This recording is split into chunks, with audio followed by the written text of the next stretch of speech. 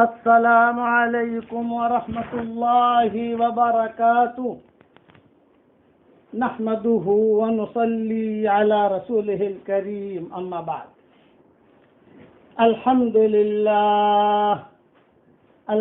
لله نحمده ونستعينه ونستغفره ونؤمن به ونتوكل عليه ونعوذ بالله من شرور أنفسنا ومن سيئات أعمالنا ونعوذ بالله من شرور أنفسنا ومن سيئات أعمالنا ونعوذ بالله من شرور أنفسنا ومن سيئات أعمالنا من يهده الله فلا مضل له ومن يضلله فلا هادي له ونشهد أن لا إله إلا الله وحده لا شريك له ونشهد أن سيدنا ومولانا محمدا عبده ورسوله صلى الله عليه وعلى آله وأصحابه وبارك وسلم تسليما كثيرا كثيرا أما بعد فأعوذ بالله من الشيطان الرجيم بسم الله الرحمن الرحيم إنا فتحنا لك فتحا مبينا ليغفر لك الله ما تقدم من ذنبك وما تأخر ويتم نعمته عليك ويهديك صراطا مستقيما وَيَنْصُرَكَ اللَّهُ نَصْرًا عَزِيزًا صدق اللہ العظیم۔ قابل احترام مائیں، بہنیں، بیٹیاں، بہوئیں، ہمارے ساتھی، سلسلہ وار مضمون چل رہا تھا فتح مکہ کا۔ اس سلسلے میں یہ مضمون بہت تفصیل سے بیان کر رہا ہوں میں۔ اس فتح مکہ میں وہ سارا بھی مسلمان ہوگی انشاءاللہ، وہ قصہ بھی آئے گا۔ اس فتح مکہ میں ہندا جو ہے ابو سفیان کی بیوی، جس نے ابو سفیان کے مونچھے پکڑ کر گرایا تھا، اوپر بیٹھ گئی تھی اور کہتی تھی اس کالے نامرد کو قتل کرو، یہ بھی مسلمان ہوگی انشاءاللہ۔ اسی فتح مکہ میں اکرمہ ابن ابی جہل بھی مسلمان ہوں گے انشاءاللہ۔ اسی فتح مکہ میں صفوان ابن امیہ بھی مسلمان ہوں گے، اور اسی فتح مکہ میں عبداللہ ابن ابی سرح جو مرتد ہو گئے تھے، کاتب وحی تھے، حضرت عثمان کے رشتہ دار تھے، وہ بھی مسلمان ہوں گے انشاءاللہ۔ اسی فتح مکہ میں مکہ والے جو اپنے گھروں کو چھوڑ کر مدینہ چلے گئے تھے، جب ہجرت کر کے مکہ والے چلے گئے مدینہ منورہ، تو ان کے گھر، ان کی زمینیں، ان کی جو بھی مکہ میں باغات تو تھے نہیں لیکن مکانات تو تھے ان لوگوں کے، ان لوگوں پر جو ہے بے ایمانوں نے قبضہ کر لیا تھا۔ اب ان مکانوں کا کیا کرنا، یہ مسئلہ بھی چھڑا، لوگوں نے ہی چھیڑا۔ حضور صلی اللہ علیہ وسلم سے پوچھا کہ بھی اب ہمارے مکانات ہیں، یہ لوگ، ان لوگوں نے قبضہ کر لیا ہے، تو ہم کیا کریں اس کا۔ یہ سارے مضمون انشاءاللہ اپنے اپنے وقت پر آئیں گے انشاءاللہ۔ اب مسئلہ یہ ہوا کہ حضور اکرم صلی اللہ علیہ وسلم نے جب بیت اللہ کے اندر سے فارغ ہو کر آ گئے، حضور صلی اللہ علیہ وسلم نے نماز پڑھی، بیت اللہ کو دھلوایا، اور حضرت بلال اور حضرت اسامہ سے کہا کہ تم دونوں زمزم کا پانی لاؤ اور بیت اللہ کو دھو۔ اس زمانے میں گلاب وغیرہ کا پانی تو ہوتا نہیں تھا، یا ہوتا ہو لیکن زمانے میں اتنی وسعت نہیں تھی۔ زمزم سے دھویا اور حضور صلی اللہ علیہ وسلم نے چاروں کونوں پر تکبیر کہی، اور پھر حضور صلی اللہ علیہ وسلم نے اندر نماز پڑھی، اور سارے کے سارے مکہ والے جو ہیں وہ باہر کھڑے تھے، دور دور سے دیکھ رہے تھے کہ کیا ہوگا۔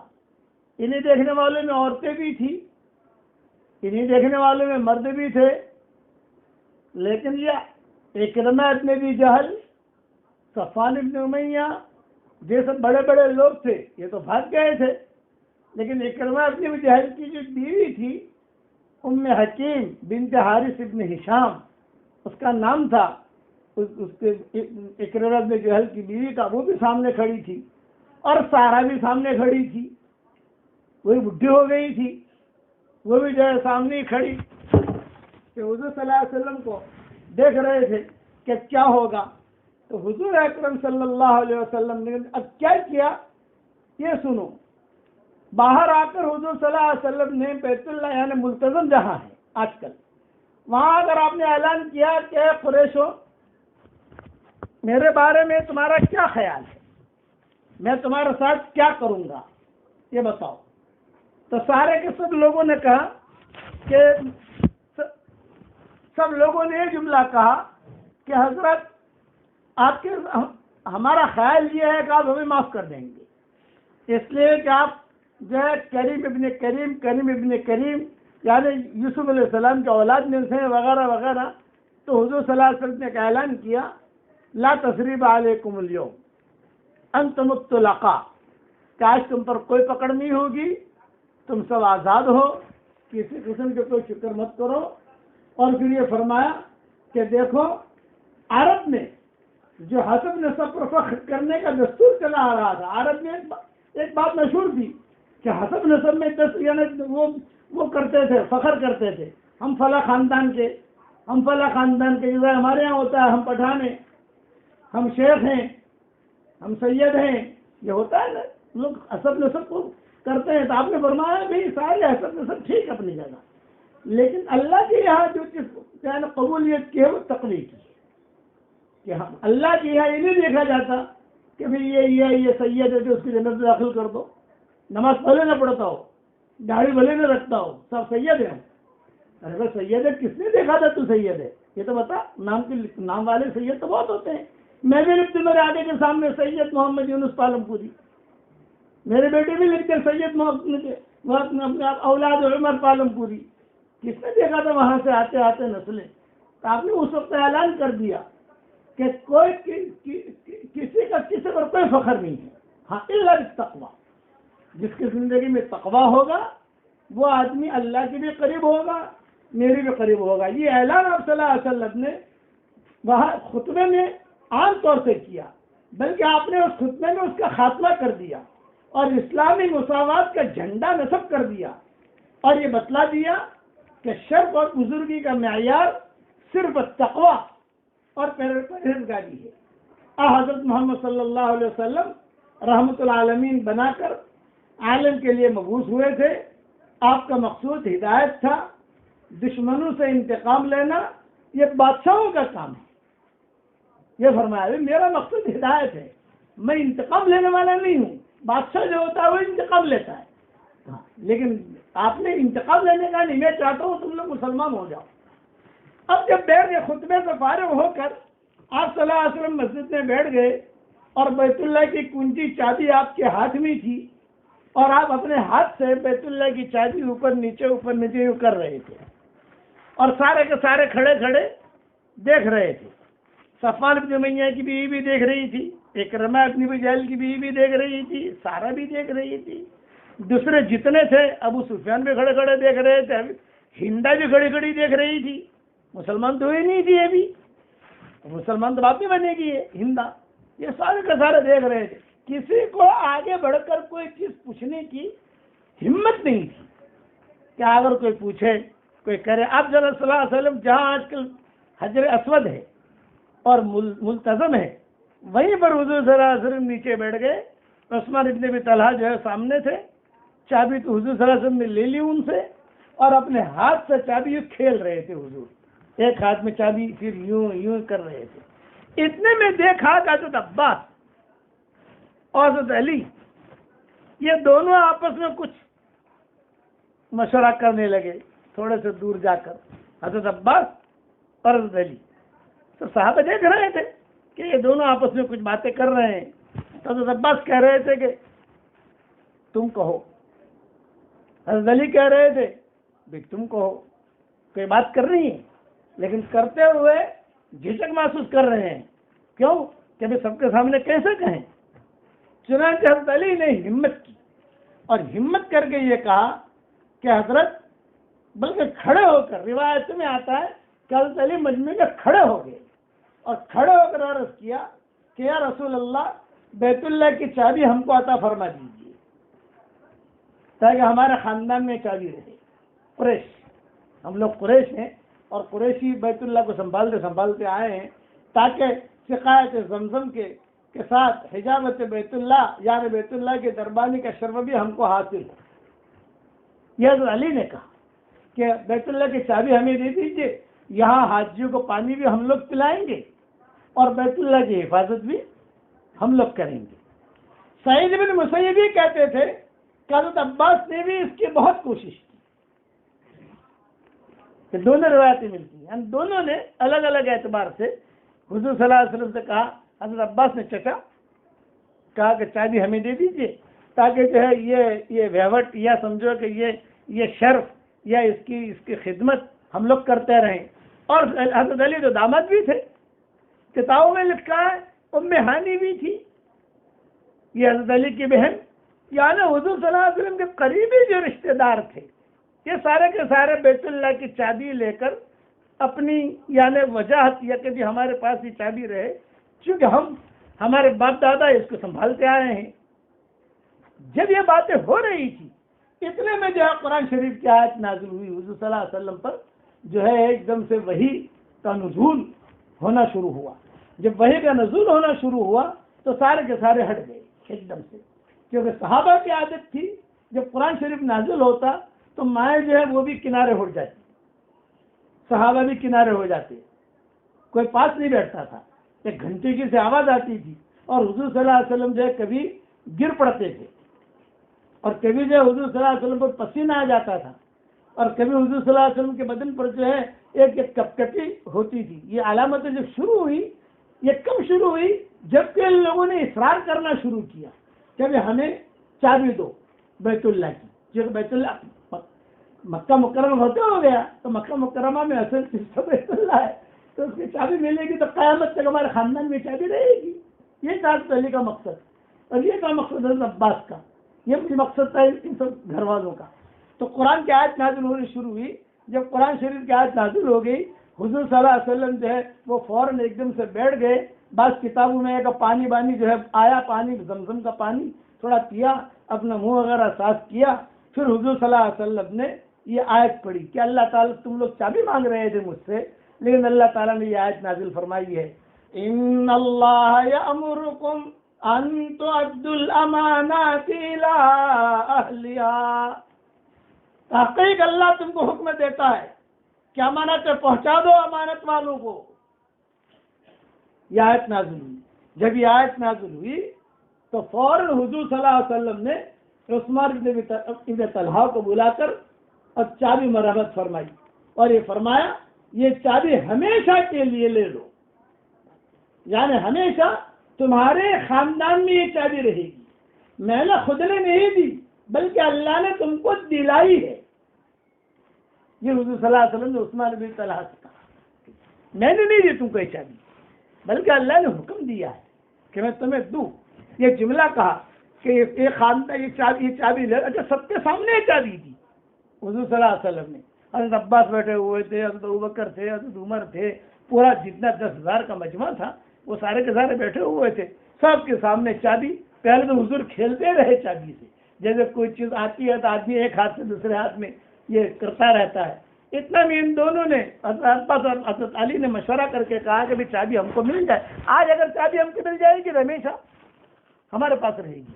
حضور صلی اللہ علیہ وسلم نے کہا مجھ پر یہ آیت نازل ہوئی ہے ان اللہ یامرکم ان تؤدوا الامانات الی اہلہا. اللہ تم کو حکم دیتا ہے کہ امانتیں پہنچا دو امانت والوں کو. چنانچہ آپ نے حضرت عثمان بن طلحہ کو بلا کر چابی مرحمت فرمائی اور یہ فرمایا کہ بیت اللہ کی چابی ہمیشہ کے لیے لے لو، یعنی ہمیشہ تمہارے ہی خاندان میں رہے گی. میں نے خود یہ چابی نہیں دی تم کو بلکہ اللہ نے تم کو دلائی ہے. سوائے ظالم اور غاصب کے کوئی تم سے نہ چھین سکے گا. یہ روایت ابن حجر نے فتح الباری میں نقل کی ہے جلد 8 صفحہ 15 پر، اور زرقانی نے بھی شرح مواہب میں نقل کی ہے جلد 2 صفحہ 337 سے 340 تک یہ حدیث موجود ہے کہ حضور صلی اللہ علیہ وسلم نے یہ چابی ان کو دے دی. چونکہ عثمان ابن ابی طلحہ ان کو یہ مقام جو ملا ہے اس کا بھی قصہ ہے کہ اتنا بڑا مقام کیسے ملا، حالانکہ پورا خاندان موجود ہے. عثمان ابن طلحہ حضور صلی اللہ علیہ وسلم کے قریبی خاندان میں مکہ کے ہیں، لیکن انہوں نے ام سلمہ کی خدمت کی تھی. وہ قصہ سن لو، یہ مقام عثمان ابن طلحہ کو کیسے ملا. کیا ام سلمہ جو ہے یہ مدینہ جانے کے لیے بیٹھی ہوئی تھی، پریشان تھی، تنعیم میں بیٹھی ہوئی تھی. تو عثمان ابن طلحہ نے دیکھا کوئی جوان عورت، خوبصورت عورت بیٹھی ہے. یہ بیچاری کتابوں میں لکھا ہے کہ جب یہ چابی عثمان ابن طلحہ کو ملی تو ام سلمہ بہت روئی. اس لیے ام سلمہ ساتھی تھی اور ام سلمہ ہمیشہ دعا کرتی تھی عثمان ابن طلحہ کے لیے کہ اللہ اس کو تو ہدایت دینا. تو عثمان ابن طلحہ کا میں قصہ سنا دیتا ہوں تمہیں کہ اللہ نے مقام ان کو کیوں دیا، کیا وجہ بنی. یہ ام سلمہ بیٹھی ہوئی تھی، مدینہ جانا تھا، بچہ گود میں تھا، شوہر جو ہے مدینہ میں تھا. تو یہ عثمان بن طلحہ نے دیکھا تو کوئی جوان لڑکی بیٹھی ہے، کوئی جوان عورت بیٹھی ہے. ارے آپا کیوں بیٹھی ہو تم؟ تو حضرت ام سلمہ نے کہا بھائی مجھے مدینہ جانا ہے. مدینہ؟ اور تم اکیلی جوان ہو، خوبصورت ہو، بچہ ہے تمہارے ساتھ، کیسے سفر کرو گے مدینہ کا اتنا لمبا سفر؟ تو کہا بس میں چاہ رہی ہوں کہ قافلہ یہاں سے گزرے تو میں اس قافلے کے ساتھ اپنے بچے کو لے کر روانہ ہو جاؤں. عثمان بن طلحہ نے جملہ کہا، مہلن یا اختی، مہلن یا اختی، مہلن یا اختی، بہن تم یہی بیٹھی رہو. یہ بکریاں چرا رہے تھے عثمان بن طلحہ. سیدھے گھر پر آئے، کپڑے وغیرہ بدلے اور کپڑے وغیرہ بدل کر اپنی اونٹنی کو لے کر تنعیم میں آئے اور ام سلمہ سے کہا کہ آپ اونٹنی پر بیٹھ جاؤ، اس لیے کہ لمبا سفر ہے، میں تمہیں مدینہ منورہ پہنچا دیتا ہوں. تو ام سلمہ جو ہے انہوں نے کہا بہت اچھا. اونٹنی بٹھائی اور ام سلمہ بیٹھ گئی اور یہ جو ہے مدینہ کا سفر شروع ہوا. ام سلمہ کیا ہمیشہ ام سلمہ یہ تذکرہ کرتی تھی اور حضور صلی اللہ علیہ وسلم سے بھی تذکرہ کرتی تھی. ام المومنین بنی ام سلمہ. تو چونکہ یہ ام سلمہ یہ فتح مکہ کے سفر میں بھی ساتھ ہے، ان کے سامنے ہی چابی مل رہی ہے، یہ خیریں مل رہی ہے عثمان ابن طلحہ کو. چنانچہ ام سلمہ کہتی تھی کہ ہمارا 10-12 دن کا سفر ہوا مکہ مکرمہ سے مدینہ منورہ کا، لیکن یہ عثمان ابن طلحہ جو مشرک تھے، مسلمان تو نہیں ہوئے تھے، مسلمان تو بہت بعد میں ہوئے. عثمان ابن طلحہ اور خالد ابن ولید اور عمرو ابن عاص یہ تینوں ایک ساتھ مسلمان ہوئے ہیں. وہ قصہ بھی بڑا عجیب و غریب ہے، لیکن ابھی میں یہ قصہ پورا کر دوں کہ ان کو بیت اللہ کی چابی ملی، یہ خیر کیسے ملی. یہ آدمی کا خیر کا کام کرتا ہے، اللہ اسے محروم نہیں کرتا. وما تفعلوا من خیر فإن اللہ بہ علیم. جو بھی خیر کا کام کرو گے اللہ جانتا ہے. چپکے سے آپ نے سبحان اللہ پڑھ لیا، اللہ جانتا ہے. سبحان اللہ و بحمدہ پڑھ لیا، اللہ جانتا ہے. تو چپکے سے نہیں کیا کرو. یہ ان کی چپکے سے نہیں کی تھی عثمان بن طلحہ کی. تو ام سلمہ کہتی تھی کہ 10-12 دن کا سفر ہوا، اس اللہ کے بندے نے مجھے کبھی بھی نظر اٹھا کر دیکھا نہیں ہے. ایک بات. دوسرا کہ چلتے چلتے جب مجھے حاجت ہوتی یا میرے بچوں کا کوئی مسئلہ ہوتا تو میں جو ہے اپنے ہاتھ پر، میرے پاس 2 لکڑیاں تھیں، وہ لکڑیاں بجاتی میں تو عثمان ابن ابی طلحہ جو ہے وہ اونٹنی کو بٹھا دیتے، میں اونٹنی سے اتر جاتی اور یہ اونٹنی کو دور لے جاتے، دور جہاں میری نگاہ نہ پڑتی، دور. میں اپنے حاجت سے فارغ ہو جاتی، بچہ وغیرہ جو اسے بھی دودھ پلا دیتی، جو بھی اس کی ضرورت ہے پوری کر لیتی. میں بیٹھ جاتی انتظار میں. تو عثمان ابن طلحہ جو ہے یہ اونٹنے لے کر آتے، لیکن میری طرف چہرہ کر کے نہیں آتے تھے، میری طرف پیٹ کر کے آتے. یہ مشرک ہے. عثمان ابن طلحہ بھی مسلمان نہیں ہوئے، مشرک ہے، لیکن یہ شرک ہے کہ ان کے اخلاق تھے.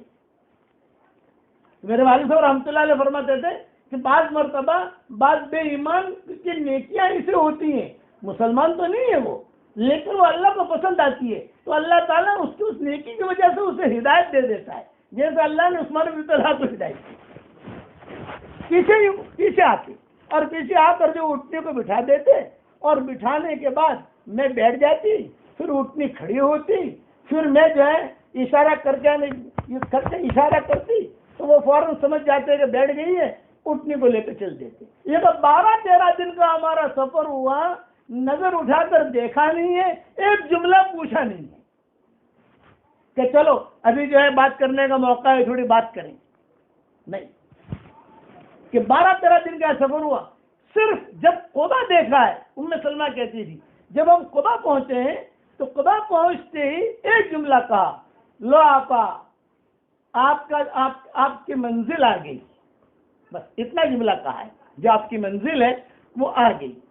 چنانچہ قبا پہنچ کر وہاں لوگوں سے پوچھا کہ ابو سلمہ کہاں ہے، ابو سلمہ کہاں ہے۔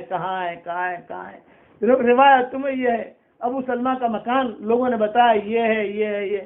ابو سلمہ کے وہاں جا کر دروازہ کھٹکھٹایا، جب دروازہ کھٹکھٹایا ابو سلمہ نے دروازہ کھولا، جو دروازہ کھولا تو بیوی بچہ، تو ابو سلمہ خوشی کے مارے روتی، ارے میری بیوی آ گئی صحیح سلامت، میرا بچہ آ گیا صحیح سلامت، ہو سامان اتارا، یہ کیا رکھا، اور یہاں سے عثمان بن طلحہ جو ہے وہ آپس مکہ کے لیے روانہ ہو گئے۔ تو ابو سلمہ کہتے رہے مہلن یا اللہ کے بندے ٹھہر، ذرا کھجورے لیتا جا، کھجورے کھا، پانی پی۔ تو عثمان بن طلحہ نے کہا میں نے یہ کام جو کیا ہے اللہ کے لیے کیا ہے، میں آپ کی کھجورے نہیں کھاؤں گا، میں آپ کا پانی نہیں پیوں گا، یا کنواں رستے میں ہے وہیں جا کر میں پانی پی لوں گا، مدینہ تو کھجوروں کا بادشاہ ہے، وہاں تو کھجورے ہیں، جہاں چلے جاؤ، اس لیے میں وہاں سے کھجورے لے لوں گا، لیکن میں یہ اب جو ہے ام سلمہ ام المومنین بنی۔ جب ام المومنین بنی تو لوگ دھڑا دھڑ مسلمان ہونے کے لیے آتے تھے مکہ مکرمہ سے، تو چپ کے دعا کرتی تھی، اے اللہ عثمان بن طلحہ کو تو اسلام دے، عثمان بن طلحہ کو تو اسلام دے، اے اللہ اسے اسلام دے، اے اللہ اسے اسلام دے، یہ اسلام سے محروم ہے۔ حضور صلی اللہ علیہ وسلم سے ان کے اخلاق کا تذکرہ کرتی تھی کہ میرے ساتھ انہوں نے یہ اخلاق برتے ہیں۔ اتنے میں خالد بن ولید اور عثمان بن طلحہ یہ انہوں نے آپس میں مشورہ کیا کہ ابھی اب تو حضور صلی اللہ علیہ وسلم کا غلبہ ہو رہا ہے، سب جگہ جو ہے یعنی غالب آ رہے ہیں، اب ان دونوں چل کر مسلمان بن جاتے ہیں۔ تو عثمان بن طلحہ نے کہا کہ ہاں چلو ہم دونوں جاتے ہیں، لیکن تو کسی کو بتانا مت، میں بھی نہیں بتاؤں گا، ہم دونوں چلتے ہیں مدینہ، اس لیے کہ مکہ مکرمہ سے نکلنا اور مدینہ جانا بہت بڑا جرم ہوتا تھا اس وقت میں، حالانکہ تھے یہ دونوں جری، لیکن جرم تھا۔ جرم یہ کہ لوگ ماریں گے، کریں گے، گھر والوں کا بائیکاٹ کریں گے، تو یہ دونوں چپکے سے روانہ ہو گئے، عثمان بن طلحہ اور خالد بن ولید۔ اچھا روانہ جو ہوئے، راستے میں جو ہے خیمہ دیکھا تو دونوں گھبرائے، کہا بھائی پکڑا گئے، چھپ کے تو نکلے تھے وہاں سے، لیکن یہ تو بھائی کا خیمہ ہے۔ ان کے عثمان بن طلحہ خالد بن ولید یہ چھوٹے لوگ، اور وہ خیمہ جو تھا وہ عمرو بن عاص کا تھا، وہ بڑا آدمی، ان کا خچر تھا باہر، ان کا غلام تھا باہر، وہ بھی آ رہے تھے حبشہ سے، وہ بھی مدینہ جا رہے تھے، عمرو بن عاص، اور یہ دونوں مدینہ جا رہے تھے۔ تو میرے والد صاحب رحمۃ اللہ علیہ بہت مزاحیہ طریقے سے بیان کرتے تھے، مجھے اب تک یاد ہے۔ تو یہ دونوں گھبرائے، یوں کہا بھائی یہ تو عمرو بن عاص کا خیمہ ہے، یہ غلام بھی ان کا ہے، یہ BMW بھی ان کی کھڑی ہے، یہ خچر بھی انہی کا ہے، تو کیا کریں؟ ان دونوں نے آپس میں مشورہ کیا، بھائی اچھی بات یہ ہے کہ تو ادھر بھاگ جا، میں ادھر بھاگ جاؤں، آگے جا کر اپن آگے نکل جائیں گے، لیکن اسے اگر پتا چلا کہ ہم مدینہ جا رہے ہیں تو یہ تو ہمیں یہ قتل کر دے گا، اس میں بڑا آدمی ہے۔ تو خالد بن ولید ذرا جری تھے، انہوں نے کہا نہیں کیا ڈرنے کا، ہم جاتے ہیں۔ اب وہ باتیں کر رہے تھے، اتنے میں عمرو بن عاص باہر نکل آئے، ارے چھوکروں کہاں جا رہے ہو؟ یہ میرے والد صاحب کے جملے نقل کر رہا ہوں، ہمارے نزدیک تو صحابہ ہیں لیکن ان کے نزدیک تو چھوکرے تھے، تو ابا کہتے تھے مرکز نظام الدین میں، ارے چھوکروں لونڈو کہاں جا رہے ہو؟ यूपी में लौंडा कहते हैं, अरे लौंडो कहाँ जा रहे? तो इन दोनों ने कहा चचा आप कहाँ जा रहे हो? अमर इब्न आस से, मुझे मत पूछो मैं कहाँ जा रहा हूँ, तुम बताओ तुम कहाँ जा रहे हो। नहीं चचा आप कहाँ जा रहे हो? मैं कहता हूँ मुझे मत पूछो, तलवार मेरे हाथ में, दोनों के गर्दन उड़ा दूंगा, तुम कहाँ जा रहे हो बताओ। तो खालिद इब्न वलीद जरी थे, उन्हें जुर्रत से कहा चचा आपको अच्छा लगे या बुरा लगे हम तो मदीना जा रहे। तो अमर इब्न आस ने कहा मैं भी मदीना जा रहा हूँ। अब 3 की जोड़ी बन गई, फज़ना हो मिसाली, 3 की जोड़ी बन गई और ये तीनों के तीनों मदीना मुनव्वरा पहुंचे। जब मदीना मुनव्वरा पहुंचे तो वलीद इब्न वलीद जो भाई थे खालिद इब्न वलीद के, जिनके खत की वजह से खालिद इब्न वलीद मुसलमान हुए थे, उनको पता चला कि मेरा भाई खालिद आया है। भाई कौन कौन है? तो मदीना में बात फैलती थी, मक्का से कौन आ रहा है, मक्का से कौन आ रहा है। मक्का से आना बड़ी चीज थी उस वक्त में, कौन आ रहा।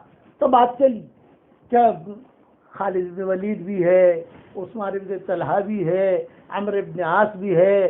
तो उम्मे सलमा ने जो उस्मान तलहा का नाम सुना तो बहुत रोई, या अल्लाह मजनून का ख्वाब पूरा हुआ। ये कहता है मजनून इतने सालों से मैं दुआ कर रही थी, हो सकता है कि अल्लाह उसको मुसलमान हिदायत मिल रही हो उसको, इसलिए आ रहा हूँ, कि लड़ाई करने के लिए ना आ रहा हूँ। ये भी है ना कि मदीना मुनव्वरा लड़ाई करने के लिए आ गए, फितना कराने के लिए आ गए, लेकिन 3 आदमी पे क्या लड़ाई करेंगे मदीना मुनव्वरा आकर?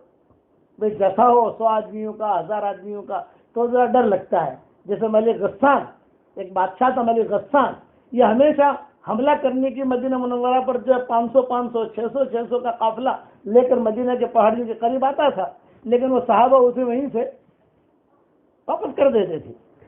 ये 3 आदमी है। अब मदीना में बात फैल गई, अरे जी सुना कुछ सुना खालिद आया, खालिद आ रहा है, बल्कि पहुंच गया है। और कौन है? उस्मान बिन तलहा। अच्छा, और कौन है? अमर इब्न, अच्छा अमर इब्न आस भी है। अरे वाह, साहबा में खुशियां, अरे वाह। तो वलीद इब्न वलीद या खालिद इब्न वलीद के भाई थे, ये इन्होंने फौरन दौड़े हुए आए हुजूर सल्लल्लाहु अलैहि वसल्लम के पास आने से पहले, जैसे क़ुबा पहुंच गए वलीद इब्न वलीद। मैं कहा भाई देख, हुजूर सल्लल्लाहु अलैहि वसल्लम को मदीना वालों को इत्तला हो गई है कि तू आ रहा है, तो देख मैं तुझे नबी का अदब सिखाने आया हूँ। नबी का अदब ये है कि ठाठ के साथ बात मत करना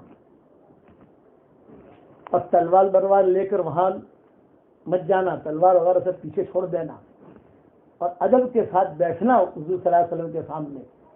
2 सहाबी हैं जिन्होंने एक आने वाले काफिलों को समझाया, एक मुग़ीरा इब्न शुअबा ने ताइफ वालों को समझाया था, और एक वलीद इब्न वलीद ने खालिद इब्न वलीद, उस्मान इब्न तलहा, अमर इब्न आस, इनको समझाया था कि देखो नबी के दरबार में जा रहे हो, मतलब दादागिरी के साथ मत आना। हम समझते हैं तुम दादा हो, भाई हो, हम समझते हैं एक दादा हो, तुमने सारे अरब को परेशान कर रखा है, लेकिन यहाँ वो चीज नहीं चलेगी। तुम आए हो, नरमी के साथ आओ, बैठो, बात करो, ये करो। अच्छा, यहाँ हुजूर सल्लल्लाहु अलैहि वसल्लम को किसी ने कह दिया खालिद आ रहा है, उस्मान इब्न तलहा आ रहे हैं, अमर इब्न आस आ रहे हैं, तो हुजूर ने क्या किया? अरे खालिद आ रहा है। खालिद कौन है? ओहद में जितने लोग शहीद हुए थे जरिया खालिद इब्न वलीद बने थे। ओहद में जितनी औरतें बेवाई हुई थी जरिया खालिद इब्न वलीद बने थे। ओहद में जितने बच्चे यतीम हुए थे जरिया खालिद इब्न वलीद बने थे। इतना खतरनाक आदमी था, जंगजू आदमी थे, इसलिए फतेह मक्का ने हुजूर सल्लल्लाहु अलैहि वसल्लम पहले उनको दाखिल किया।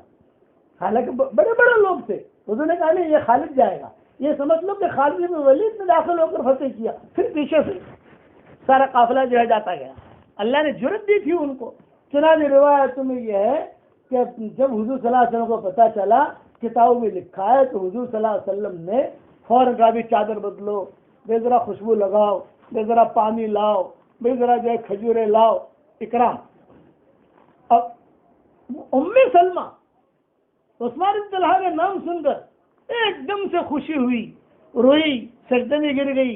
और माए चूंकि जहाँ हुजूर सल्लल्लाहु अलैहि वसल्लम बैठते थे वहाँ माओं के मकानात थे, तो पर्दे के पीछे से आवाज जाती थी कौन आया है कौन नहीं आया, तो लंबी चौड़ी मस्जिद तो थी नहीं, یہاں آئے، جب داخل ہونے لگے قریب میں، تو بعض کتابوں میں یہ بھی لکھا ہے کہ حضور صلی اللہ علیہ وسلم نے بعض بیواؤں کو کھڑا کر دیا۔ کون سے بیواہیں؟ جو احد میں خالد کی وجہ سے بیوہ ہوئی تھی، یہ تینوں کو کھڑا کر دیا۔ بھائی خالد جب آئے تو سب کہنا اہلاً و سہلاً، اہلاً و سہلاً، اہلاً و سہلاً، مرحبا مرحبا مرحبا۔ یہ اخلاق تھے حضور صلی اللہ علیہ وسلم کے۔ یہ نہیں کہ اب آیا ہے تو اسے مارو، اتنے لوگوں کو تو اس نے قتل کیا، اب کیسے چھوڑیں گے اس کو، یہ نہیں۔ چنانچہ وہاں گئے، وہاں پہنچنے کے بعد جب تینوں کے تینوں سامنے بیٹھے، سارے لوگ دیکھ رہے تھے۔ اقباب مکہ ان کا نام تھا، مکہ کے جگر گوشے۔ تو آپ نے جملہ فرمایا، آج مکہ نے ہمیں اس کے کلیجے ہمارے حوالے کر دیے۔ اس لیے عثمان بن طلحہ بھی بڑا آدمی، یہ خالد بن ولید بھی بڑا آدمی، اور عمرو بن عاص تو تھے ہی بڑے۔ یہ کہا کہ آج مکہ نے اپنے کلیجے ہمارے حوالے کر دیے۔ جب سامنے خالد بن ولید بیٹھے تو حضور نے پوچھا بھی کیوں آئے ہو؟ تو خالد بن ولید کی آنکھوں میں آنسو آئے اور ایک جملہ کہا کہ حضرت، آپ کے دین کو مٹانے کے لیے میں نے بہت گھوڑے دوڑائے ہیں، میں نے بہت مال لگایا، بہت طاقتیں لگائی، بہت۔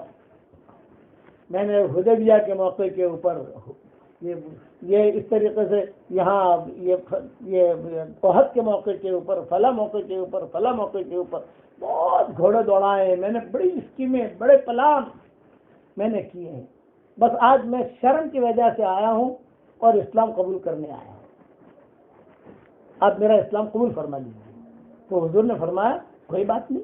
آپ صلی اللہ علیہ وسلم نے پرانی باتیں نہیں چھیڑی کہ تو نے یہ کیا، تو نے یہ کیا، تو نے یہ کیا، تو نے یہ کیا، نا۔ حضور نے فرمایا نہیں، تو فکر مت کرو، تم مسلمان ہو جاؤ۔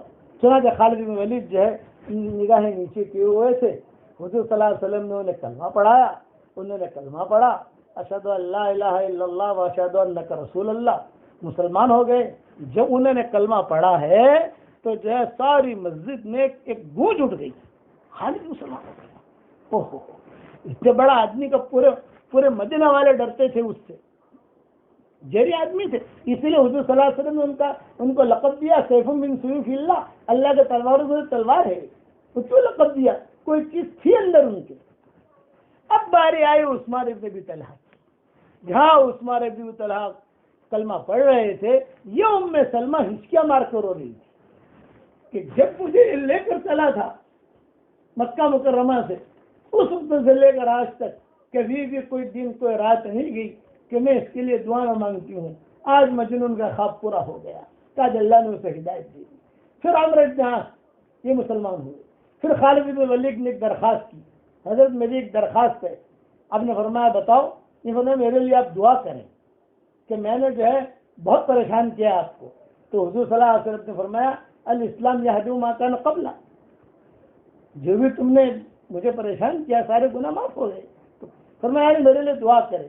تو آپ صلی اللہ علیہ وسلم نے دعا کی، عام دعا کی۔ تو خالد بن ولید نے جملہ کہا میرا نام لے کے دعا کرے۔ تو حضور نے ہاتھ اٹھائے اور کہا اللہم اغفر لخالد بن ولید، اللہم اغفر لخالد بن ولید۔ جہاں حضور صلی اللہ علیہ وسلم نے دعا کر رہے تھے، خالد بن ولید ایک دم سے اٹھے اور اٹھ کر حضور کے پیچھے جا کے بیٹھ گئے، آگے نہیں بیٹھے، روتے ہوئے پیچھے بیٹھ گئے۔ اور پیچھے بیٹھ کر صحابہ نے کہا کیوں؟ یہ فرمایا زندگی بھر میں حضور کے چہرے کو نہیں دیکھوں گا، میں شرم آتی ہے کہ میں نے اتنا سارا کیا۔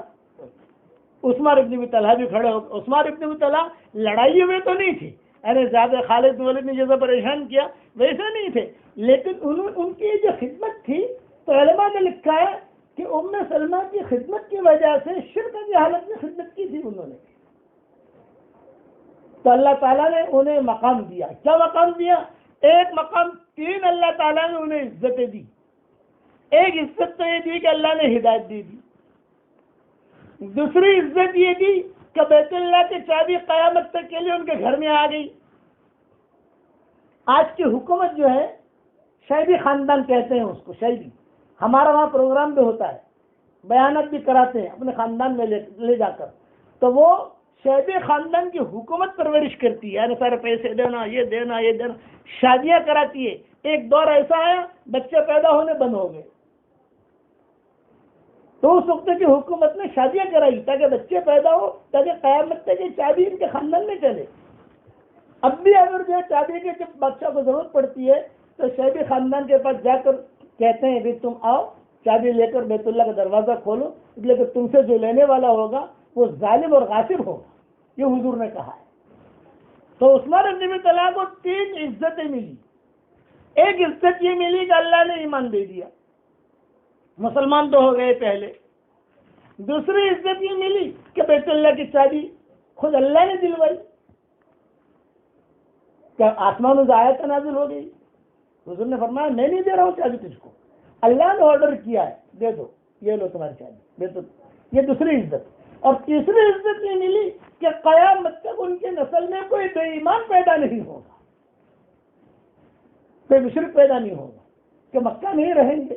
مکہ حرم شریف جو ہے قیامت تک جو ہے وہ مسلمانوں کے ہاتھ میں رہے گا، کوئی بے ایمان پیدا نہیں ہوگا. جب بیت اللہ کی چابی عثمان ابن ابی طلحہ کو حضور نے دی ہے تو حضرت ام سلمہ چونکہ ساتھ تھی، ان کو قرآن دین یاد آ گئے. ان کہا کہ اس کے اخلاق اور اس کے دل کی صفائی نے آج اللہ نے اسے اس منزل تک پہنچایا کہ اللہ تعالیٰ نے چابی دلوا دی کہ لو بیت اللہ کے چابی لو. پھر یہ چابی مل گئی. چونکہ اب ظہر کی نماز کا وقت آیا تو حضور صلی اللہ علیہ وسلم نے حضرت بلال، یہ تو صبح تو بیت اللہ یعنی سمجھ لیں یہ 20 رمضان کو یہ ہو رہا ہے، 20 رمضان کو مکہ مکرمہ فتح ہوا ہے. رمضان اور جمعہ کا دن تھا. حضور صلی اللہ علیہ وسلم نے جمعہ کی نماز کیوں نہیں پڑھائی؟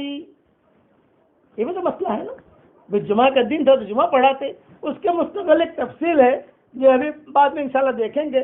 ظہر کی نماز کا وقت آیا تو آپ نے بلال کو حکم دیا، بلال دور سے بلال کہ بلال. حضرت بلال آئے، یہ فرمایا بام کعبہ پر چڑھ کر اذان دو. چنانچہ حضرت بلال نے جو ہے اذان دی.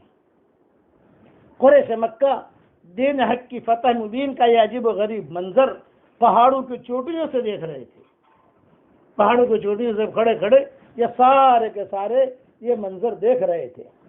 اسی میں ابو سفیان، عتاب، خالد، اسید ابن حارث ابن ہشام جو بعد میں سب مسلمان ہو گئے، یہ سارے کے سارے سرداران قریش صحن کعبے کے صحن میں بیٹھے ہوئے باتیں کر رہے تھے. جب خالد بن ولید یہ بلال اذان دے رہے تھے، یہ سارے ابو سفیان تو مسلمان ہو گئے تھے، لیکن دوسرے جو ابھی مسلمان نہیں ہوئے تھے وہ سارے کے سارے اس وقت میں کنکر وغیرہ رکھے ہوئے تھے سارے کے سارے. تو سارے کے سارے آپس میں گپ شپ کر رہے تھے. اور گپ شپ یہ کر رہے تھے کہ ارے یار کیا کریں، بدر میں اتنی محنت کی اور اتنی احد میں محنت کی، خندق میں محنت کی، سارے کے سارے چلے گئے اور یہ محمد تو ایسے ٹھاڑ کے ساتھ بس بالکل بغیر لڑائی بڑھائی کی کچھ بھی نہیں اور کعبے پر قبضہ کر لیا. تو ابو سفیان بیٹھے ہوئے تھے. ابو سفیان نے کہا بھائی زیادہ بول مت، یہ کنکر جو سن رہے ہیں نا یہ بھی خبر دے دیں گے ان کو، یہ کنکر سن رہے ہیں نا یہ بھی خبر دے دیں گے. ابھی یہ باتیں ہو رہی ہیں. اتنے میں حضور صلی اللہ علیہ وسلم گزرے اور حضور نے کہا ابھی کیا باتیں کر رہے تھے تم؟ مجھ پر وحی آ گئی ہے، تم لوگ کیا باتیں کر رہے تھے؟ تب ابو سفیان نے کہا جگہ میں نے کہا تھا نا کنکر بھی خبر دینے کہ چپ چاپ رہو، مسلمان بن جاؤ عزت کے ساتھ. اور ہندا کھڑی کھڑی دیکھ رہی تھی. ابھی تو ہندا کا قصہ باقی ہے. ہندا کھڑی کھڑی دیکھ رہی تھی. وہ کہا یہ مونچھے والا مجھے اس کو قتل کرنا ہے. لوگوں ابھی بھی کہہ رہی ہے یہ مونچھڑ کو مارنا ہے. بقیہ تفصیل کل پوری کروں گا انشاءاللہ.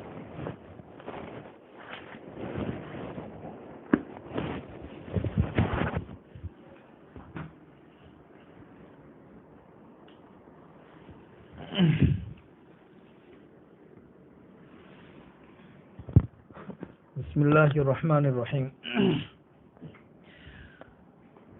آج آپ لوگوں کے سامنے کچھ متفرق اہم مسائل بیان کر دوں. ایک مسئلہ تو یہ ہے کہ ایک انسان مقروض ہے، اس کے ذمے کافی لوگوں کا قرضہ ہے اور وہ لوگوں کا قرضہ تو ادا نہیں کرتا اور عمرہ کرنے کے لیے جا رہا ہے یا حج کرنے کے لیے جا رہا ہے. تو اس سلسلے میں لوگ مسئلہ پوچھتے ہیں کہ اس کا کیا حکم ہے.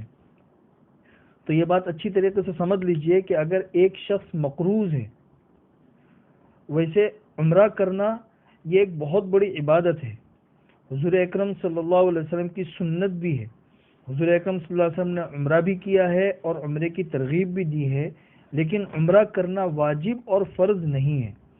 اس کے مقابلے میں قرض کی ادائیگی یہ انسان کے اوپر فرض ہے اور یہ بندے کا ایک حق ہے۔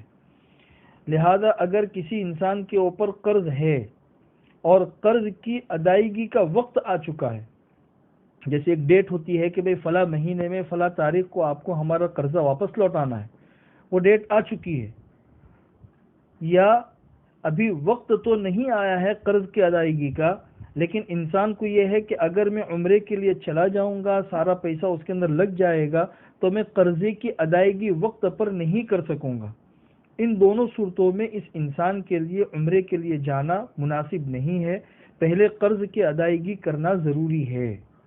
اگر قرض کی ادائیگی کا وقت آ چکا ہے یا وقت تو نہیں آیا، لیکن اگر وہ عمرہ کرنے کے لیے چلا گیا، پیسہ وہاں پہ چلا جائے گا تو وقت پر قرض کی ادائیگی نہیں کر سکے گا۔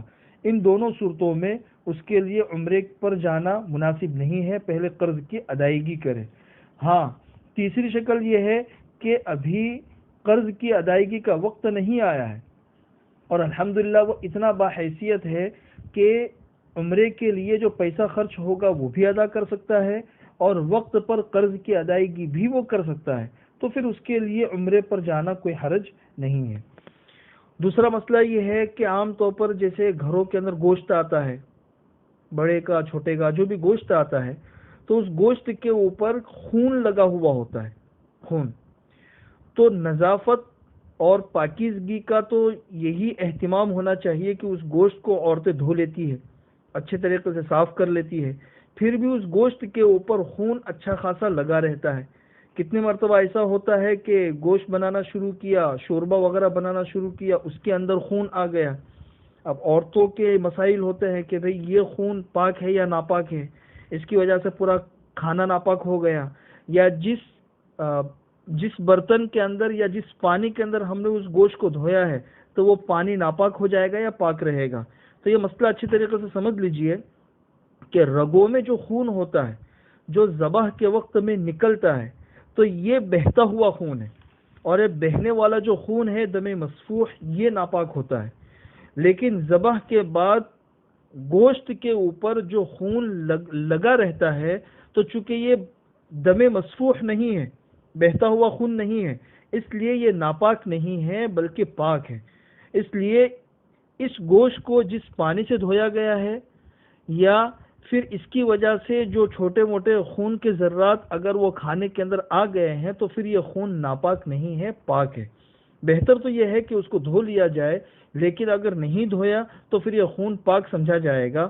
کپڑے وغیرہ کے اوپر بھی لگ گیا تو بہتر ہے دھو لینا، لیکن اس کی وجہ سے کپڑا ناپاک نہیں ہوگا۔ تیسرا مسئلہ یہ ہے کہ بہت سی جگہوں کے اوپر ایسا ہوتا ہے کہ مسجدیں ہوتی ہے، اس کے اندر کچھ تقریبات ہوتی ہے، کچھ اہتمام ہوتا ہے، جیسے نکاح وغیرہ کا اہتمام ہوتا ہے، تو بہت سے دوست یا پہچان والے یا متعلقین جس طرح مسلمان ہوتے ہیں تو کچھ غیر مسلم بھی کسی تقریب کے اندر مسجد کے اندر آ جاتے ہیں۔ تو مسئلہ یہ ہے کہ کسی غیر مسلم کا مسجد کے اندر آنا کیا شرعی اعتبار سے درست ہے یا نہیں۔ تو یہ بات دھیان میں رکھیے کہ حضور اکرم صلی اللہ علیہ وسلم کے زمانے میں بھی جو غیر مسلم مہمان ہوتے تھے ان لوگوں کے لیے خیمے مسجد نبوی میں لگتے تھے۔ اسی طریقے سے غیر مسلم قیدی ہوتے تھے تو ان کو بھی مسجد نبوی ہی کے ستون سے باندھا جاتا تھا۔ تو اس سے یہ دلیل ملتی ہے کہ غیر مسلم اگر اس کے جسم کے اوپر کوئی ایسی ناپاکی نہیں ہے جس سے مسجد کے ملوث اور ناپاک ہونے کا اندیشہ ہے، تو ایسے غیر مسلم کا مسجد میں کسی تقریب میں آنا یہ کوئی حرج نہیں ہے۔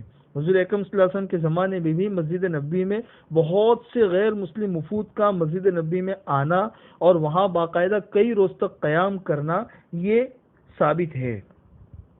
چوتھا مسئلہ یہ ہے کہ بالوں کی پیوند کاری کا۔ آپ نے دیکھا ہوگا کہ بہت سے لوگ ہوتے ہیں سر میں ان کے ایک طرف سے گنجاپن ہوتا ہے، بال نہیں ہوتے، یا تو فطری گنجاپن ہوتا ہے یا کسی بیماری کی وجہ سے بال جھڑ جاتے ہیں، تو اس کا ٹریٹمنٹ ہوتا ہے۔ کہ سر کے جس حصے پہ بال ہوتے ہیں وہاں سے بال نکال کے جہاں پہ بال نہیں ہوتے وہاں پہ وہ بال لگائے جاتے ہیں. اس کا ایک مخصوص طریقہ ہوتا ہے. تو یہ بالوں کی پیوند کاری ہوتی ہے. تو یہ بالوں کی پیوند کاری کا کیا حکم ہے؟ یعنی اپنے بالوں میں کوئی دوسرے بال لگانا. تو اس کی دو شکلیں ہیں. ایک شکل تو یہ ہے کہ انسان کے اپنے ہی بال ہو، سر کے ایک طرف سے نکال کے سر کے دوسرے حصے میں لگا دیا جائے، تو اس کی اجازت ہے. دوسری شکل یہ ہے کہ کسی دوسرے کے بال لگائے جائیں. اب کسی دوسرے کے بال لگائے جائے تو وہ کسی دوسرے انسان کے بال ہے، تو یہ تو حرام ہے. حدیث کے اندر اس کے اوپر لعنت آئی ہے. حضور اکرم صلی اللہ علیہ وسلم نے 10 قسم کی عورتوں پر لعنت کی ہے. اس میں سے ایک یہ بھی ہے کہ لعن اللہ الواصلۃ والمستوصلہ، کہ جو عورت دوسرے کے بال اپنے بالوں کے اندر لگائے یا یہ کام کرے، ان دونوں قسم کی عورتوں پر اللہ تعالیٰ کی لعنت ہے. اس لیے کسی دوسرے انسان کے بال اپنے بالوں کے اندر لگانا یہ تو حرام ہے. دوسری شکل یہ ہے کہ کسی دوسرے جانور کے بال ہے یا مصنوعی بال ہے، جانور کے بال ہے یا مصنوعی بال ہے، تو پھر اس کے لگانے کی بھی گنجائش ہے. اب اس کی وجہ سے مسح کا کیا حکم ہے؟ اگر کسی دوسرے انسان کے بال ہے وہ لگائے گئے ہیں تو پھر اگرچہ یہ حرام ہے لیکن اس کے اوپر مسح کرنا درست ہو جائے گا. اور اگر کسی جانور کے یا مصنوعی بال ہے تو پھر وہ دیکھا جائے گا کہ وہ مکمل فکس ہو چکے ہیں کہ اس کو نکالنا مشکل ہے، تو اس کے اوپر مسح ہو جائے گا. لیکن اگر ایسے بال ہے کہ اس کو نکالا جا سکتا ہے تو پھر اس کو نکالنا ضروری ہوگا، ان کے اوپر مسح کرنا درست نہیں ہوگا. پانچواں مسئلہ یہ یعنی خلاصہ یہ ہوا کہ اپنے ہی بال ہے جو سر کے ایک طرف سے نکال کے دوسری طرف لگا دیے گئے ہو تو ضرورتاً اس کی اجازت ہے. اور اگر کسی اور کے بال ہے تو اس میں تفصیل یہ ہے کہ کسی اور کے انسانوں کے بال ہے تو یہ جائز نہیں ہے، حرام ہے. انسانوں کے علاوہ کسی جانور کے یا مصنوعی بال ہے تو پھر اس کے لگانے کی اجازت ہے. پانچواں مسئلہ یہ ہے، آپ لوگوں نے آج کل دیکھا ہوگا ایک بیڈ آتا ہے جس کے ذریعے مچھروں کو مارتے ہیں. جس طریقے سے ٹینس بال وغیرہ کھیلتے اس کا کیسا بیڈ ہوتا ہے ویسا ہی بیڈ یہ ہوتا ہے. جہاں پر مچھر ہوتے ہیں وہاں پہ گھماؤ تو اندر سے آگ نکلتی ہے اور مچھر وہاں پہ جل کے ختم ہو جاتے ہیں. یہ مارکیٹ کے اندر بہت ملتے ہیں. تو یہ جو بیڈ ہے اس بیڈ سے مچھروں کو مارنے کا کیا حکم ہے؟ لوگ عام طور پر اس کا استعمال کرتے ہیں. تو یہ مسئلہ دھیان میں رکھیے کہ اس بیڈ سے مچھروں وغیرہ کو مارنا یہ مکروہ تحریمی ہے، مکروہ تحریمی، اس لیے کہ اس کے اندر سے آگ نکلتی ہے اور اس آگ کے اندر مچھروں کو مارا جاتا ہے. حضور اکرم صلی اللہ علیہ وسلم کسی جگہ سفر میں تھے، صحابہ کرام کا پڑاؤ تھا. حضور اکرم صلی اللہ علیہ وسلم اپنی کسی ضرورت کے لیے دور گئے ہوئے تھے. جب واپس آئے تو دیکھا کہ وہاں پہ چونٹیوں کا بہت بڑا گھر تھا. صحابہ کرام نے اس کو آگ سے جلا دیا ہے. حضور اکرم صلی اللہ علیہ وسلم نے پوچھا کہ یہ کیا کیا؟ کہا کہ یہاں پہ چونٹیاں بہت تھی، اب ہم ہر ایک کو کس طریقے سے مارتے، تو ہم نے آگ لگا کے ساری چونٹیوں کو ختم کر دیا. حضور اکرم صلی اللہ علیہ وسلم نے ارشاد فرمایا کہ آگ سے عذاب دینا اللہ کے علاوہ کسی کے لیے جائز نہیں ہے، صرف اللہ ہی کے لیے جائز ہے. اللہ کے علاوہ کسی انسان کے لیے جائز نہیں ہے کہ وہ آگ کی سزا کسی کو دے، چاہے کوئی انسان ہو یا جانور ہو یا کوئی بھی ہو. اس لیے آگ سے سزا دینا یہ جائز نہیں ہے. البتہ گھروں کے اندر اگر مچھر وغیرہ بہت ہے جو پریشان کرتے ہیں تو اس کے لیے آل آؤٹ ہے. اس کے علاوہ دوسری شکلیں ہیں اس کا استعمال کیا جا سکتا ہے. یہ آل آؤٹ ہے یا ایسے ہی کوئی ایسی چیز ہے کہ ایک طرف ہے اور وہاں پہ آ کے مچھر آ کے مر رہے ہیں تو پھر اس میں کوئی حرج نہیں ہے. یہ ایسا ہی سمجھا جائے گا کہ آگ کسی جگہ جل رہی ہے اور پتنگے آ کے اس کے اندر مر رہے ہیں تو پھر انسان کا اس میں کوئی اختیار نہیں ہے، وہ پتنگے خود آ کے مر رہے ہیں تو پھر اس میں اجازت ہے. بعض جگہوں کے اوپر آپ نے دیکھا ہوگا کہ ایک طرف کوئی بیڈ رکھا ہوا ہے اور وہاں پہ آ کے مچھر مر رہے ہیں. ایک طرف رکھا ہوا ہو اور پھر آ کے مچھر مر جائے تو پھر کسی انسان اس کی اجازت ہے، اس لیے کہ انسان نے اپنے اختیار سے اس کو نہیں مارا ہے. آخری اور چھٹا مسئلہ یہ ہے کہ کھانا کھاتے ہیں، کھانے کھانے کے بعد پلیٹیں ہوتی ہیں. تو حدیث کے اندر ہے کہ بھئی پلیٹ کو اچھی طریقے سے صاف کرو تو یہ پلیٹ جو ہے یہ کھانے والے کے لیے استغفار کرتا رہتا ہے. یہاں تک تو کوئی حرج نہیں ہے، لیکن بہت سے لوگ اس پلیٹ کے اندر اخیر میں پھر پانی ڈالتے ہیں، پانی سے پورا صاف کرتے ہیں اور پھر اس پانی کو پی لیتے ہیں، اور وہ اس چیز کو سنت سمجھتے ہیں۔ تو بھئی نظافت کے خیال سے ایسا کرنے میں کوئی حرج نہیں ہے، لیکن یہ چیز سنت بھی نہیں ہے۔ سنت سے صرف اتنا ہی ثابت ہے کہ پلیٹ کو اچھے طریقے سے صاف کر لو۔ یہ پلیٹ جو ہے نا وہ صاف کرنے والے کے لیے مغفرت کی دعا کرتی رہتی ہے، لیکن اگر بہت سے لوگ بیٹھے ہوئے ہو، دوسروں کو اس سے کراہت بھی ہو رہی ہو، تو پھر یہ کام نہیں کرنا چاہیے، اور سنت سمجھ کے اگر کوئی کرے تو یہ سنت نہیں ہے کہ حضور اکرم صلی اللہ علیہ وسلم اور صحابہ کرام نے باقاعدہ پانی ڈال کر اس طریقے سے پیا ہو، ایسا نہیں ہے۔ پلیٹ صاف کرنا یہ سنت ہے۔ اللہ ہمیں عمل کرنے کی توفیق نصیب فرمائے۔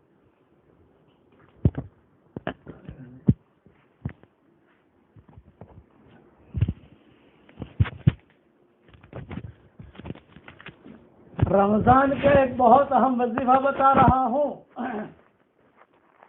رمضان کا وظیفہ، غیر رمضان کا وظیفہ، دھیان سے سنو۔ جس سے اللہ محبت کرتا ہے اسے قرآن پڑھنے کی اللہ توفیق دیتا ہے، جس سے اللہ محبت نہیں کرتا اسے قرآن پڑھنے کی توفیق نہیں دیتا۔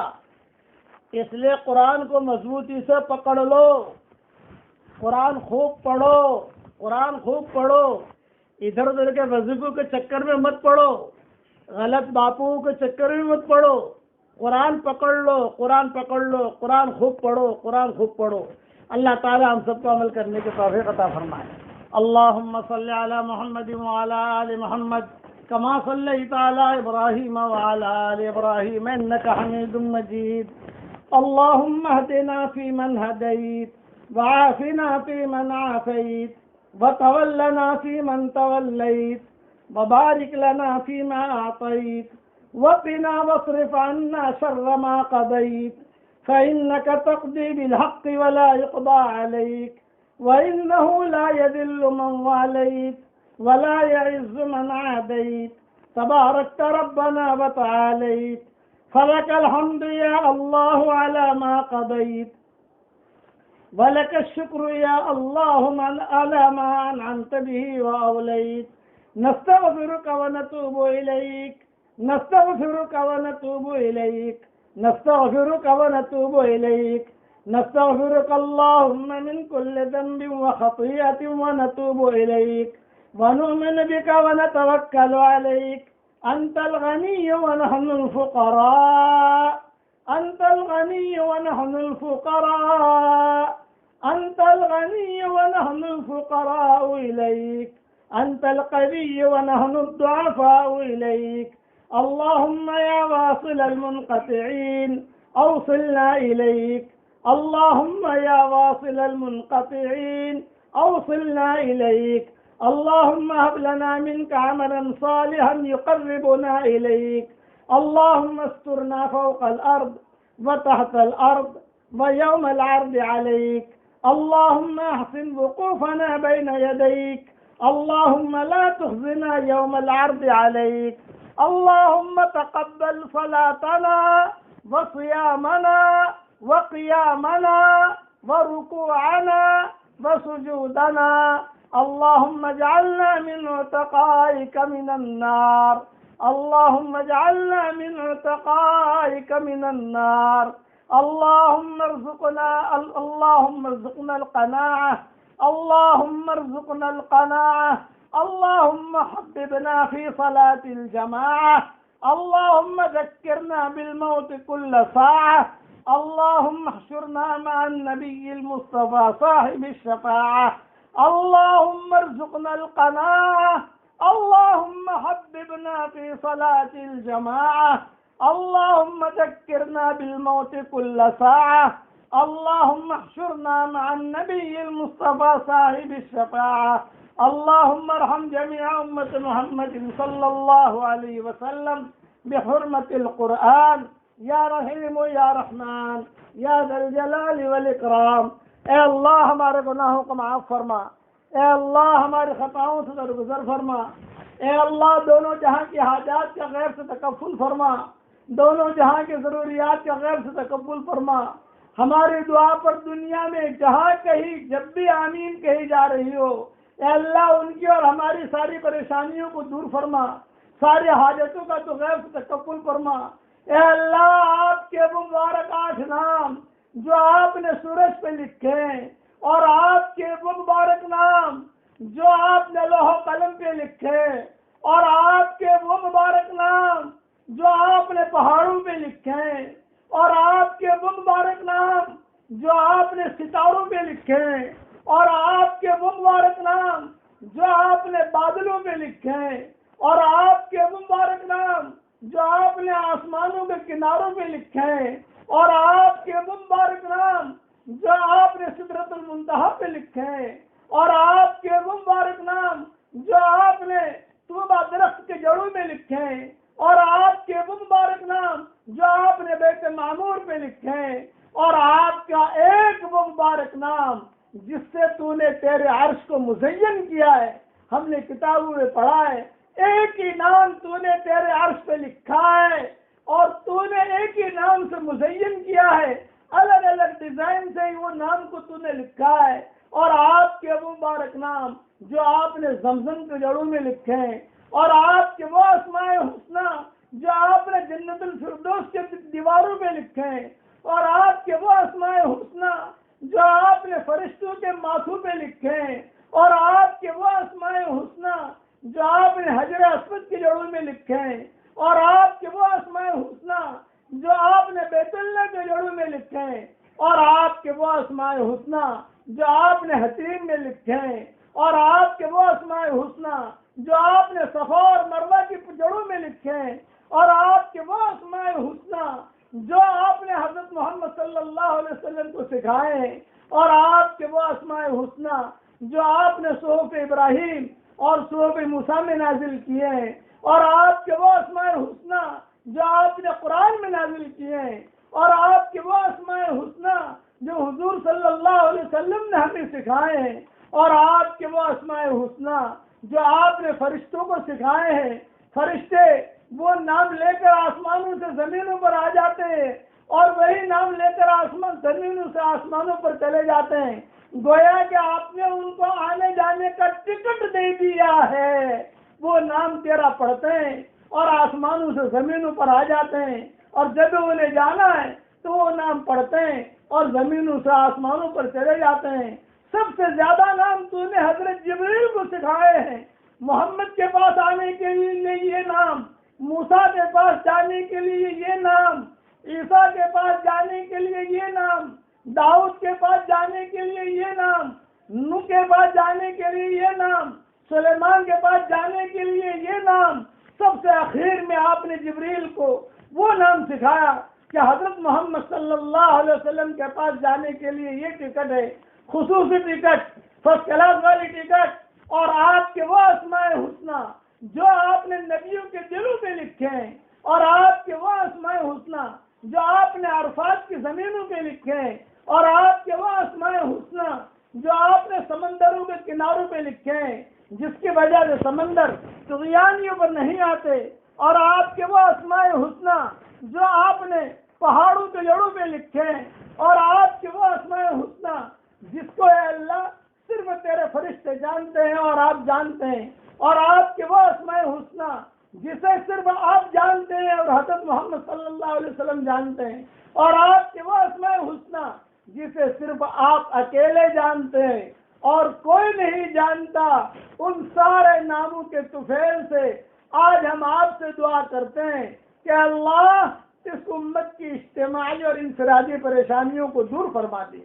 اے اللہ اس امت کی اجتماعی اور انفرادی پریشانیوں کو دور فرما دے۔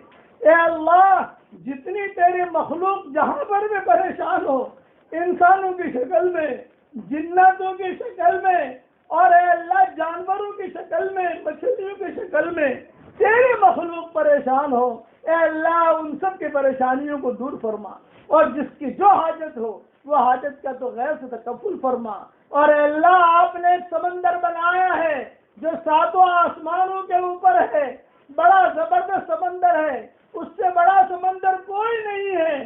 اگر معمولی سا سوراخ ہو جائے تو 2 منٹ میں ساری دنیا ڈوب جائے، اے اللہ اس سمندر کے کنارے پر بھی تو نے تیرے نام لکھے ہیں، جس کی وجہ سے سمندر وہ اٹکا ہوا ہے، لٹکا ہوا ہے، وہ زمین پر پانی نہیں آتا اس کے اوپر تو نے کرسی رکھی ہے، اس کے اوپر تیرا عرش ہے، اس کے اوپر تیری کرسی ہے۔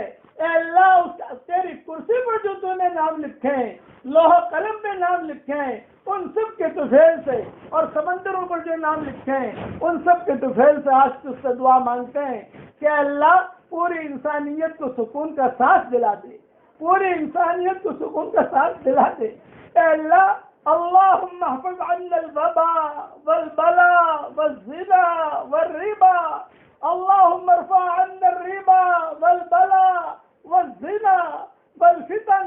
اے اللہ زناکاری کو ہمارے شہروں سے دور فرما، حرام بستروں کو دور فرما، اس امت کے لیے حلال بستروں کا انتظام فرما، وباؤں سے حفاظت فرما، بلاؤں سے حفاظت فرما۔